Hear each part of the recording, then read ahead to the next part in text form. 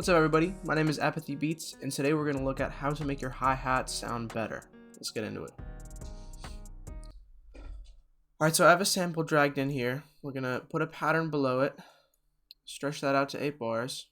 Then I'm going to choose a hi-hat from my browser that I like, drag it into the channel rack. We're going to delete the sampler just to make my life easier. From here, you could either right-click the hi-hat on the channel rack and press fill each 2 steps, but I'm going to go over to my MIDI kit called Entropy.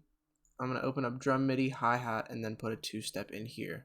Because if you do a 2-step without an entire length of notes throughout the pattern, then it'll just do a 2-step for the first bar. And my little 2-step hi-hat pattern circumvents that, and that's pretty cool.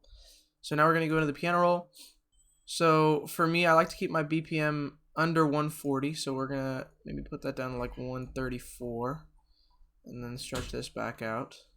And then I'm going to go into this and press auto so it doesn't pitch down when I stretch it.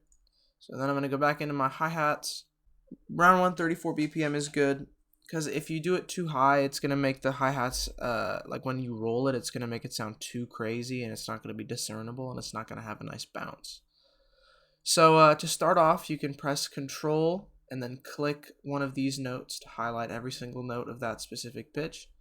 Go down, and I like to press Shift and then scroll wheel just to slightly off timbre it, just so that it has a little bit more of a bounce.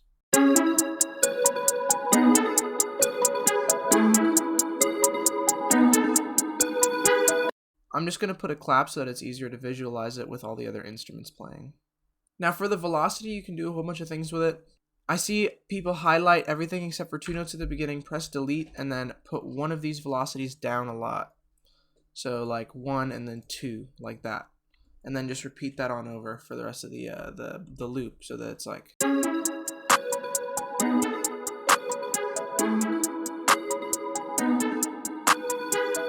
I find that's a little bit too much, especially for this style of loop, because it's sort of like a happy trap vibe.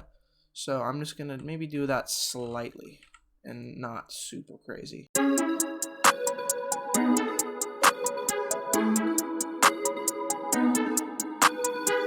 Alright, now I'm going to go and start rolling the hi-hats. So for this one, I'm just going to do a regular 4-step and cut the last one. And I feel like there needs to be a stop for the clap. That's something I really like to do like a stop for the clap. I just think it sounds good in a lot of situations, especially for trap, to give it sort of a bounce.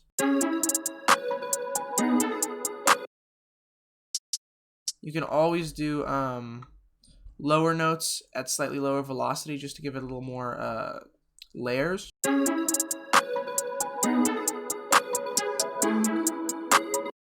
And for this one, I'm going to do a long roll. We're going to do that, and then we're going to highlight everything here. Alt, and then scroll wheel up so that it's all the same velocity. I'm going to put it back normal, and then I'm going to right-click the first note, and then drag my mouse down, just so that it gives that little, like, you know.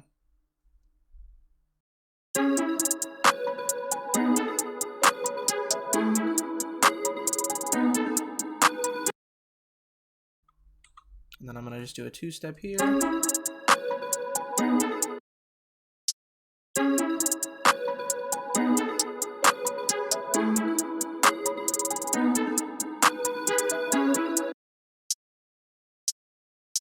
What I like to do when I'm finished with the first 4 bars is I just delete everything on the other side and then press Control B.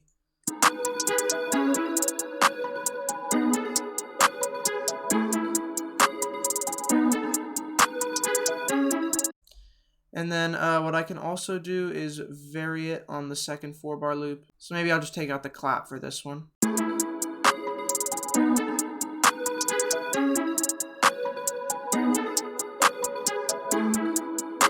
Then what I can also do, go to the note pan down here at the bottom, and I can pan the notes to specific sides. So like, I could also just do like one of these little 2-steps, and just do one of each.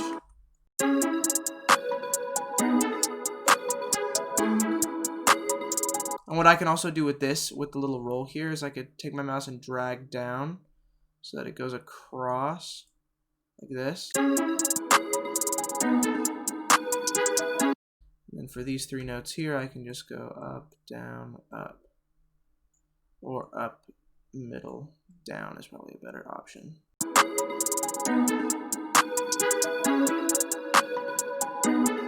And that just gives more life to the hi-hats and make them sound a little more special. And then I can copy that over there.